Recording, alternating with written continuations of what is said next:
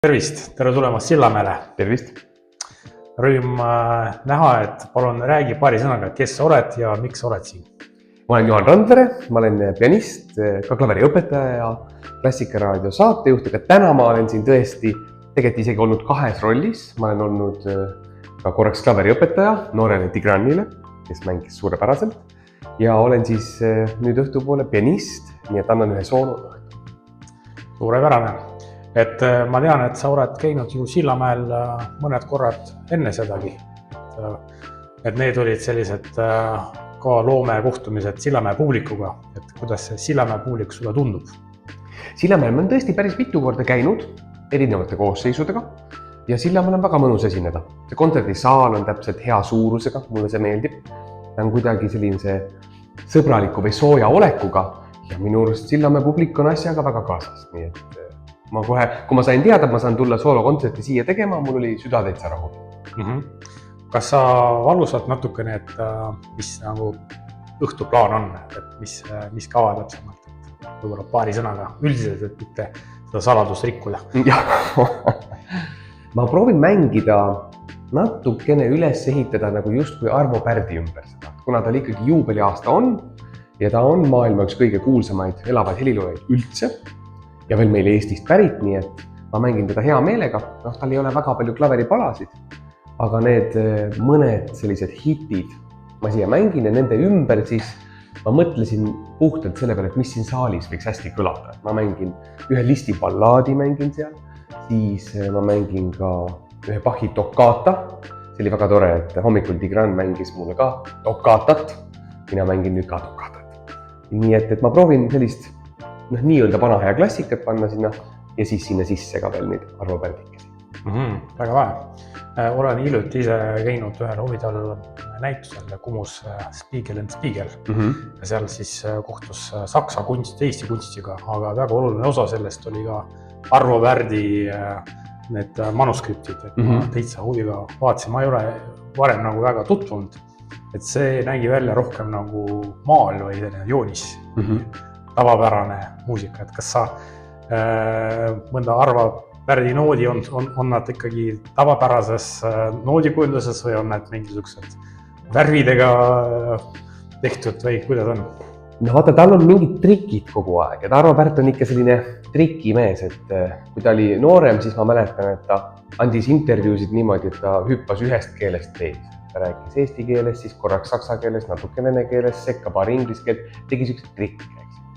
Siis näiteks tema nendes just manuskriptidest või päevikutes on igasuguseid märkmeid, mis esmapilgul tundub, et see pole üldse seotud selle asjaga. Et umbes helista talle, siis on jälle muusikast midagi, siis on näiteks see ongi 1 + 1 võrdub 1. Kastrin ümber tehtud punasega. Mis see täpselt tähendab? No võt, tema teab, eks ole. Siis ma tean, et Für Alina, seal on selline koht, kus ta on joonistanud lillekese. Mingid teatud koht. Ma tean, kus see koht on ka. Ma joonistasin endale ka sinna lillekese.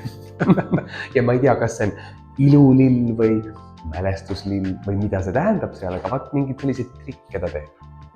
No väga huvitav, et ma usun, et ka Sillamäe publikul on kindlasti huvitav jälgida seda. Et millal tuleb lill? Jaa, et ilmselt sa räägid sellest natukene ka, et minu ja sinu etteasted siin Sillamäel jäid selle tõttu meelde, et peale suurepärast muusikalist annet sul on kindlasti ka sellist show annet ka, et sa nagu jutustad hästi ja haarad publiku kogu kaasa.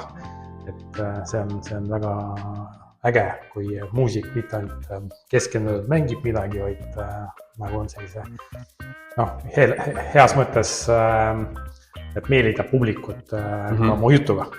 Mul on hea meel, et sa seda ütled. Mulle tõesti tegelikult järjest rohkem ka meeldib rääkida, sest sellest samast muusikast, millest ma räägin, see on nagu nii lõputult äge ja nii lõputult põnev ja kõik need suured lood heliloojatega, mis on neil inimlikult juhtunud, see kuidagi minu arust kõnetab igat üht. Et see on nagu, me saame nii lihtsalt samastuda, näiteks ma ei tea, mingi Mozarti lausega. Ta on öelnud neid samu lauseid, mida me oleme ka tundnud ja nii edasi. Nii et see on inspireeriv. Väga äge. No paar küsimust veel, et mis loomingus plaanid sul on, et käepärast, et võib-olla ütleme mitte kohe peale seda kontserdid, et sa asud mingit suurt projekti vedama, aga võib-olla sellise poole aasta perspektiivis on. Mul on niimoodi, et nüüd tegelikult juba nädala pärast on Eesti keelpillimängijate konkurss ja seal ma saadan 2 artisti, üks väga hea tšellomängija, mängib Šostakovitši sonaati ja seal teisigi asju ja siis tuleb veel üks välismaalt, üks viiuldaja, kellega ma mängin Šivanovski ja sellised muusikud, mis mulle endale väga meeldib. See on lähimasi, siis detsembris on mul selline traditsiooniline jõulutuur ja see jõulutuur minu puhul tähendab siis seda, et ma mängin jõulumuusikat, mille on kirjutanud Ferenc Liszt, Debussy, Bach, Schubert. Ja see ma nagu ei teadnudki tegelikult, et nad on kirjutanud. Et võib-olla laiem publik ka ei tea veel, eks ole sellest. Ma arvan küll. Ja Tšaikovski muidugi seal Pähklipurejast saab mängida asju. Nii et mul toimub see juba 4. aasta, mis mind teeb väga õnnelikuks. Sest mulle esimene aasta tundus, et enne seda tuuri, et ma ei tea, kas ma suudan üldse konkureerida, et jõululaulud on nii ilusad ja mina ju jõululaule ei laula. Ma mängin hoopis midagi muud. Aga kuidagi mul on vist mingi oma publik, kes detsembris sellist klaveriõhtut siis soovib. Nii et ma ootan seda väga. Ja siis kevadel mul tuleb veel paar show-tuuri. Ongi jälle meil see hea sõpruskond, mina, Märt Tavandi, Nelelis Vaiksoo ja Lauri Tiiv. Me teeme Eurovisiooni mingisugust täiesti show'd teeme seda. Ja siis mul kevade poole ma veel korraldan ka natuke kontserte. Et näiteks Grigori Sokolovi kontserti me korraldame Tallinnas, mis on väga suur asi. Ja siis sellises pikemas perspektiivis on mul mõned soolokavad ka välismaal. Ma lähen Belgiasse ja Leetu ja mul on Beethoveni 3. klaverikontsert vaja ära võtta. Selles mõttes mul on väga tore seda kõike teha. Väga äge. Tundub olevat väga busy mees. Ja seda enamgi on rõõm ja au, et leidsid aega tulla Sillamäele. Et siis Sillamäe publikut natukene ka võib-olla mõne jaoks avada natuke Pärdi loomingut teisest küljest, et see on väga tore. Mulle siin väga meeldib käia. Eesti on nii mõnusa suurusega ka, et mitte midagi pole kaugel. Jah, täpselt nii on. Väga hästi, et üks küsimus veel, et kui Sillamäe inimene tuleb kontserdile ja saab aru, et ta ei saa mitte kuidagi ilma Johan Randvelita enam oma elust hakkama, et kus ta siis leiab sind üles, mis need põhilised kanalid on, kus sa oled?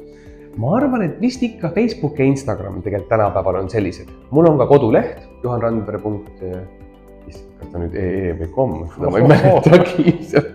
Aga põhimõtteliselt mõlemad selleni viivad, seal on ka, ütleme, minu tegevus on kirjas. Aga ma kardan, et tänapäeval vist kõige rohkem infot liigubki Facebookis ja Instagramis just ka kontsertide ja selliste toimetuste kohta. Ja ikka Klassikaraadios, mul on iga laupäev kell 11 oma saade. See on väga hea. Et ma siis kutsun üles kõiki Sillamäelisi, et järgmine laupäev, et siis 11 Klassikaraadio. Klassikaraadio. Saate nimi on Must klahv, valge klahv. Nii, peab meelde. Aga ma tänan Johan Randvelet selle eest, et ta on leidnud oma tihedas graafikus aega tulla Sillamäele ja siis suhelda meiega. Aitäh! No nii, tehtud. Kui tore!